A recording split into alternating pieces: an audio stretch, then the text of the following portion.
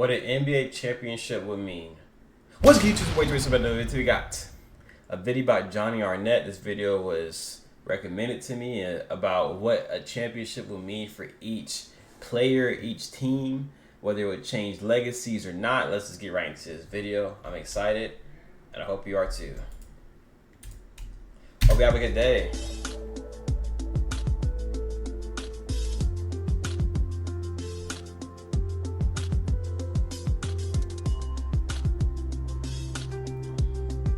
Happy Easter too. Thank you, Jesus. The NBA playoffs are officially upon us, and this is probably my favorite time of year as a basketball fan. Let's be real, between June of 2024 and June of 2025, not much changes in the personal life of an individual basketball player. But on the other hand, a player's legacy and reputation can completely change in that small window of time, simply because the playoffs exist, and because of how much value we place on the postseason. This is the time of year where player legacies are defined. These are the moments that people will remember for decades to come. Today, I'm looking at the superstar players in the playoffs, and breaking down what winning an NBA championship would mean for their legacies.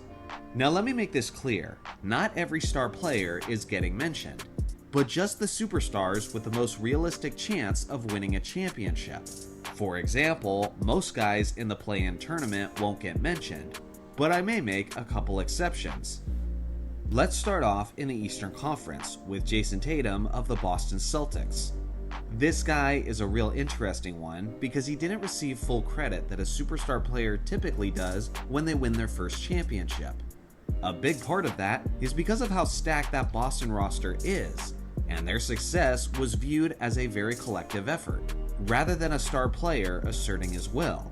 He also didn't excel in the NBA Finals, as the Finals MVP award was given to his co-star Jaylen Brown. Because of this, I still think he has a lot to prove if he wants to take his legacy to the next level. For a while, Tatum has kind of been viewed as a Tier 2 superstar. The Tier 1s are the regular MVP candidates, like Nikola Jokic, Luka Doncic, and Giannis. A second straight championship for Tatum would validate his legacy, and would certainly usher him into that Tier 1 category. It wouldn't earn him the title of the best player in the league, but I do think it would make people confident that he at least belongs in that conversation. With that being said, he still has to play well in order to earn that type of respect. If he has a mediocre playoffs and is once again looking on to a teammate who wins the Finals MVP, then I think his reputation will take an interesting turn, as he would be viewed and criticized as a lucky star, who didn't earn his standing and who just conveniently plays in an ideal situation. Now let's look at... Bro, I don't know why there's so much Tatum hate. Like, he got drafted to the Celtics. It's not his fault that the Celtics GM and a team made a good team. Like, they did their jobs. Like, it's not his fault that his GM did his job, his coaching doing his job. Like, Tatum's a good player. When he was a rookie, he had to face off against LeBron in Game 7. Like, he had to do so... Like, his whole... Like, when he first got in the league, like, he was already playing above expectations, really. I don't understand why there's so much Tatum hate. And I do think Tatum's a Tier 1 superstar. Tatum's good. At Donovan Mitchell of the Cleveland Cavaliers. As things currently stand, Mitchell is on his way to being one of those players who's barely talked about 30 years from now. Like, he was great, but without the MVPs and without the championships, he'll pretty much only be remembered and honored by the most hardcore basketball fans. I'm talking about guys like Sidney Moncrief, Alex English, and Adrian Dantley of the 1980s. Guys who are on that trajectory today are Karl Anthony Towns, Paul George, and Donovan Mitchell. With that being said, everything changes with an NBA championship. One of the benefits of winning a title in Cleveland is the fact that he would become an instant legend within that city. Right now, they only have superstars like LeBron James and Kyrie Irving in their history to celebrate as champions. But if Mitchell wins, he joins that very exclusive club. He'll be immortalized within basketball lore as a Cleveland Cavalier, and he will enable that franchise to take itself more seriously, rather than being seen as an organization who was just lucky to win a ring with LeBron. Basically, if Mitchell leads his team to the Larry O'Brien Trophy, then I think you might as well book his future statue outside of Rocket Arena. It won't usher him into the conversation of the best players in the league today, because he simply doesn't have the year-to-year numbers to justify that. But as far as how he'll be remembered, it will mean he's relevant in basketball conversations for decades to come. Next up is... Bro, for Mitchell, for him to win a championship in the Cavs, that'd be so nice for him. Like, because the Cavs had a good record this year. In the beginning of the season, they had the best record at some point. But, like, I think I wasn't. And some people still probably didn't think the Cavs were legit. But the Cavs winning another championship would make their franchise more of a serious franchise for sure. Like, people would definitely take them more seriously. Is Jalen Brunson of the New York Knicks. In a way that's similar to Donovan Mitchell, Brunson would get a massive boost in legacy thanks to the organization he plays for. The New York Knicks haven't won an NBA championship since 1973. Most of their fans probably weren't even alive to experience that. I would say that the Big Apple is starving for an NBA championship. But honestly, I think that was the case 1 or 2 decades ago. But at this point, I think most of the feeling in that city has turned into apathy. Like the fan base will believe it when they see it. Madison Square Garden is the mecca of basketball, and if Brunson wins a championship in that building, accomplishing something that even Patrick Ewing and Carmelo Anthony couldn't do, then he will be viewed as a godlike figure in that city. The adoration and love for this star will be something that very few players have ever experienced. Sure, he'll be within the franchise's lore with Knicks legends like Willis Reed and Walt Frazier, but to young New York fans who never experienced that, he'll be in a class of his own. Oh yeah, for sure. Now we got Tyrese. If Brunson could pull out a championship, bro, the city of New York is gonna love that man, glaze him crazy. Like, Brunson gonna walk around New York like him. Like, he gonna walk around, bro, it's gonna be different. But they also have Cat too. If the Knicks get a championship, Cat will also get one too, and he'll probably be not just known as just a good player. You know what I'm saying? Like he was saying before a couple minutes ago. Tyrese Halliburton of the Indiana Pacers, and this is another interesting case. He's currently only 25 years old, and last year he was getting hyped to such an insane extent that he was even receiving comparisons to Magic Johnson. Well, that hype basically completely died off when he got off to a slow start this season, as basically all of his averages and efficiency numbers were down. But he and his Pacers eventually did find their stride and had a stronger second half of the season. So his perception and reputation has been on a bit of a roller coaster lately. Of course, it naturally peaks to an all-time high if he leads them to an NBA championship. He won't receive as much credit as many other players on this list, considering the fact that Tyrese isn't even the team's leading scorer, which is Pascal Siakam.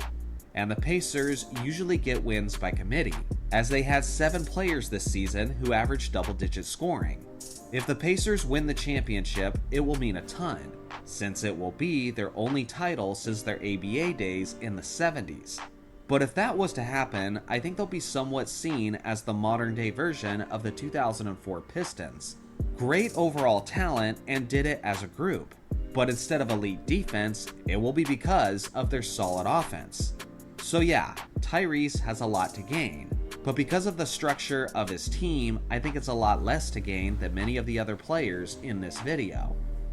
Tyrese did get hurt though, I'm pretty sure. I remember last season Tyrese started off great. He got his Supermax deal, and he was a very talked about player, but then he ended up getting injured, I'm pretty sure, if I'm not mistaken. And he came back from injury and he was a little iffy. I'm not sure if that affected him this season in the beginning or not, but Tyrese is an elite playmaker. Elite playmaker, great guard. I mean, I like the way he plays for sure. So I don't think scoring, as the point guard, I don't feel like you have to be the highest scorer on the team. I don't think so.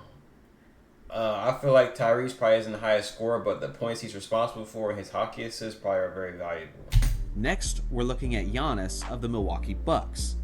Let's be real, it's a surprise that the Bucks are even in this position. After the highly scrutinized hirings of Doc Rivers and Darvin Ham, the Bucks got off to a terrible 2-7 start to the regular season, and many people expected their year to end up the way Phillies did. With that being said, Giannis went beast mode as he was determined to get his team into the dance.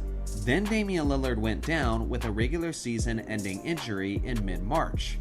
Regardless, Giannis carried and had his team on an 8-game winning streak heading into these playoffs. So as you can tell, there's already some 2018 LeBron vibes coming from the Greek Freak this season. It's still unclear whether or not Lillard will be back at some point in the playoffs. But regardless, if Giannis somehow leads his team to another championship, regardless of their injuries, chemistry issues, and coaching concerns, then it will take him to an insane stratosphere. He's already an NBA champion, a 2-time MVP, and a Defensive Player of the Year winner. He also won the Finals MVP in 2021 with some of the greatest Finals performances in NBA history.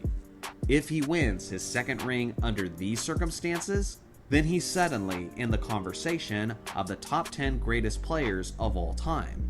Seriously, picture his resume then against a player like Hakeem Olajuwon, and the comparison is a lot more competitive than you might have thought. It's also worth noting that Giannis has been a bit underappreciated of late. Like, we know he's great, and he's always been great, but we've been so enamored with Jokic, SGA, and the Luka trade that Giannis has somewhat flown under the radar. A second championship this season would probably be enough for him to challenge and maybe even replace Nikola Jokic as the consensus best player in the NBA today. That's a good take. That's probably true. If Giannis, 100%. Giannis come out there and win the championship, but Dame is reportedly coming back. Only problem is, though, I just seen that last night they got smacked by the Pacers. So I don't know. Yesterday got smacked by the Pacers, so I don't know what's going to happen for them. But if Giannis can win another one, it's going to definitely help his legacy out. In comparison to Hakeem, I didn't think about that. Now let's move on to the Western Conference, starting with Steph Curry of the Golden State Warriors. Now I know, the Warriors are only a 7th seed, so some people might not be taking them seriously as potential title winners. But at the very least, I believe they've got a puncher's chance. They've gone 16-6 since acquiring Jimmy Butler, and Jimmy Buckets is known as a big game performer in the postseason. So I think they're definitely a team that needs to be taken seriously. If Steph Curry wins the championship with this squad, oh man, several different conversations become very interesting.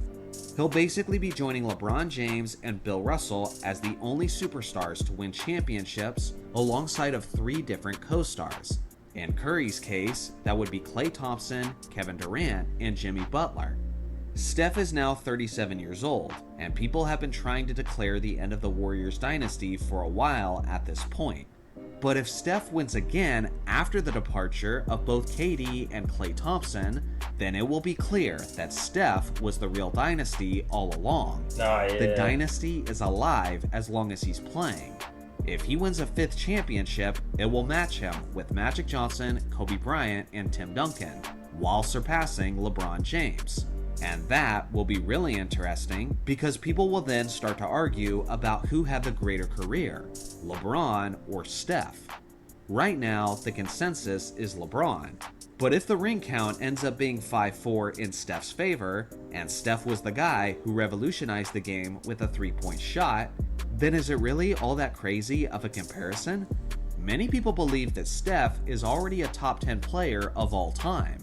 But with another ring at this age in this underdog situation, it would legitimately launch him into the conversation of the top 5. Just as someone who enjoys basketball drama, this would be fun to see happen, because we'd see LeBron and Steph Curry fanboys going at it with a completely new level of intensity. Now let's look. Curry already got 4? I forgot. Curry's tired of LeBron right now. If Curry wins another championship, there's gonna be some conversations that will be very uncomfortable for LeBron fans, because at that point it's like, I don't want to get into that. Curry might be Look at Anthony Edwards of the Minnesota Timberwolves. This kid is still only 23 years old, and he made some serious noise in the NBA playoffs last season, as he famously sunned Kevin Durant and started drawing comparisons to the great Michael Jordan.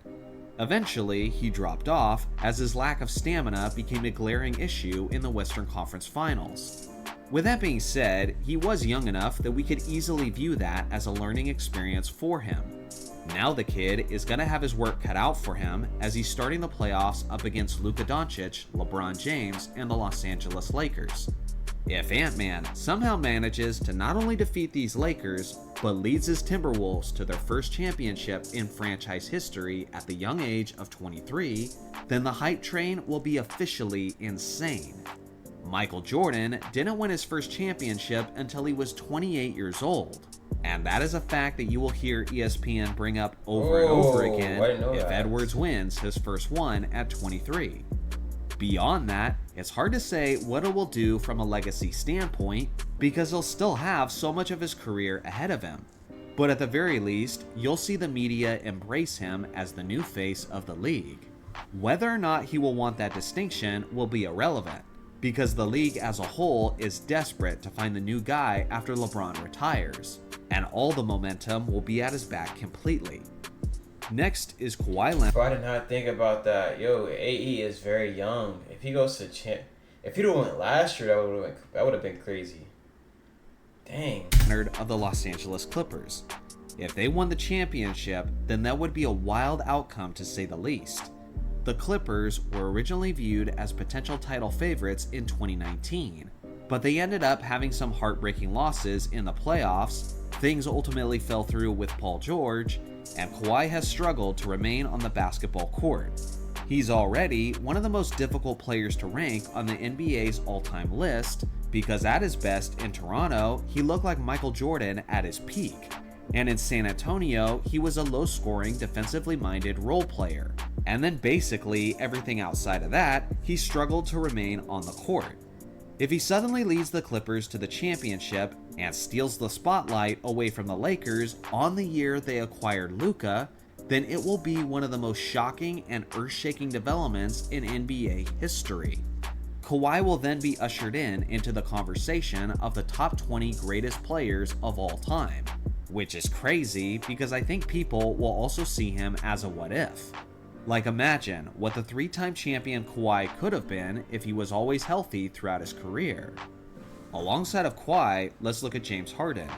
Harden is now 35 years old, and no, he's not the player he once was in Houston, but he's been able to remain effective, and his contribution towards the Clippers' success has gone more positively than a lot of people expected.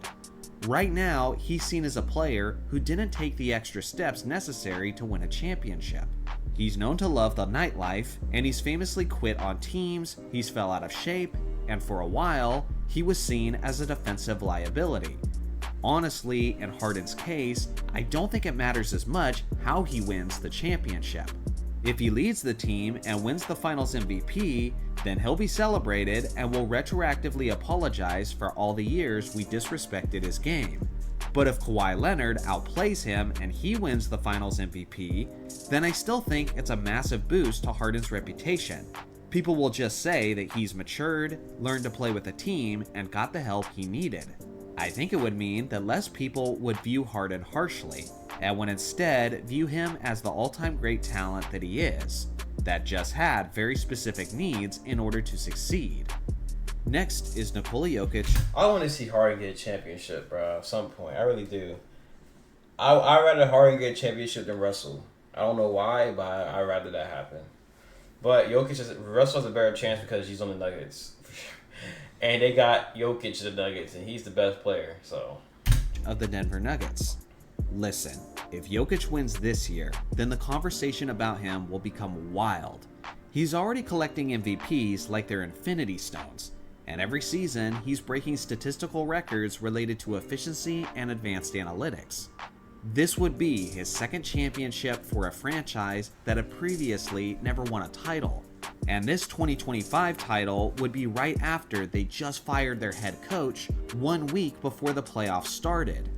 Beyond that, he will have led Russell Westbrook to an NBA championship, who's a guy who's been consistently viewed as a chemistry killer. People are already wanting to say that Jokic is a top 15 player of all time, but his second championship makes him top 10 quality. and some will rush to say that he's the greatest center in NBA history. I certainly don't think he'll unanimously reach that status, but that conversation will heat up for sure. I think it could also set up a future scenario where Nikola Jokic is much more appreciated many years later, in a similar way to Tim Duncan. Like, yeah, we all agree that Jokic is the best in the game today, but no one says he's the face of the league. If Jokic wins again, we may look back on this era and say, while everyone was freaking out about a Luka Doncic trade, while everyone was marveling at a 7'5 player who could dribble, while everyone was focusing on the twilight years of LeBron James and Steph Curry, there was Nikola Jokic, winning multiple rings, breaking records, and hoarding MVP trophies. Now let's look at Luka Doncic. If we're being honest, I think we can admit that this is one of the more complicated situations. Who gets the majority of the credit, and who gets the bigger boost to their legacy? I'm gonna say this because Jokic, he was in a championship. It's raps. Jokic was in a championship, bro. He's for sure gonna be the face of the league. He's already the best player in the league, and there's gonna be some conversations about him being the best center for sure, like he said, because he's already. I think who's more. I know Hakeem had a lot of good. I've been watching Hakeem highlights, so I can't even speak on that. I haven't watched nothing about Hakeem, so I don't know. Besides the centers I haven't seen, Jokic is the most skilled big man I've seen in my life. So, and I know for a lot of people it's like that. Jokic is the best big man they've seen in their life. So, Jokic would probably be known as the best big. Because people my age, we seen Shaq, but we didn't get to see the dominant Shaq really. You know what I'm saying? Personally, I think it will be mostly dictated by how they perform in the postseason compared to one another. There's also going to be a decently sized group of people who will never give the Lakers credit for winning the championship this season, because they believe the whole thing was orchestrated by the league the instant the trade went down. So it is what it is for those people. Arguably, Luka winning a championship in Dallas would have meant more, since Dirk Nowitzki is the only other superstar to have championship success in that city. But in LA, Luka would join a long history of Lakers winners, while having arguably the second greatest player in NBA history as your co-star. With that being said, people love Luka Doncic, and I felt that love when I was at his return game in Dallas. Sure, maybe the basketball world isn't rooting for the Lakers, but they're rooting for Luka, a guy who loved and was dedicated to his team, yet was disrespected and called fat as they sent him off. If Luka wins a championship after taking a different team to the NBA Finals in the previous season, then it will go down as one of the more feel-good revenge stories in NBA history, and would immortalize him in the lore of the most famous franchise in the league. Maybe it's not the same kind of legacy he wanted in Dallas, but it's a darn good one nonetheless. Of course, we gotta look at Boy, we wait till LeBron his teammate LeBron James. Assuming health, we're about to see LeBron perform at a level in the playoffs that we've never seen before from a 40-year-old player. From a longevity standpoint, there's not much for James to really do in that aspect.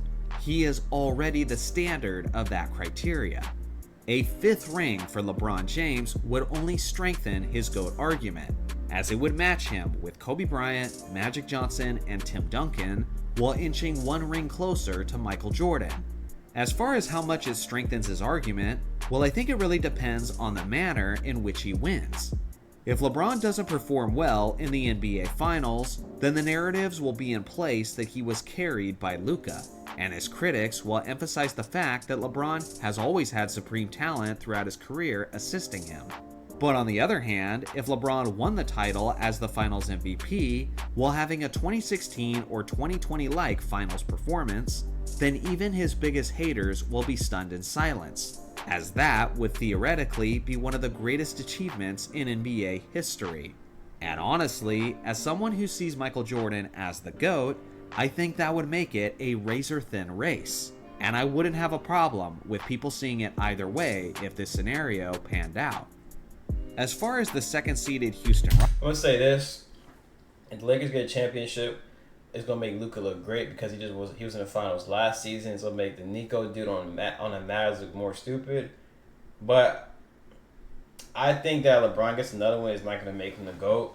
it would just bring he'll just get more respect towards the certain fan bases, like the older fan base that doesn't like Jordan. Like I feel like you guys, some of y'all that don't like LeBron, y'all probably gain more respect for him if he gets it. But I don't think he's gonna beat Jordan. I don't think there's nothing he really do now to beat Jordan. He just can't. There's nothing now he can do for it. But the 5 championships was just. I think that would just seal him more at that. That would seal him at the 2 spot for sure. That's what I think that would do. Rockets, they really don't have a definitive superstar player just yet. They have an array of young weapons with tremendous chemistry. I can't even say it's 2. I don't even know. My top ranking is not even. I don't even have my top ranking yet. So I'm just gonna say seal him at the 2 spot just for now. But I just watched the Bill Russell video, and man, I don't know where to rank people. And unless one of those guys suddenly becomes 2001 Allen Iverson in the playoffs, I don't see any of those dudes having seismic shifts to their legacy. If anything, I think Ime Udoka would reach legendary status as a head coach for taking a team with no definitive superstars to an NBA championship. Lastly, let's take a look at Shai Gilgeous. Yeah, the Rockets, I feel like Van Vliet will have 2 championships, so Van Vliet will just probably be happier. Man Thompson will get him a championship, which will show that OTE has good players. Jalen Green will get him a championship, which will help his resume. I mean, he'll be happy. Like, those young players will be happy they got a championship. It's going to show teamwork helps.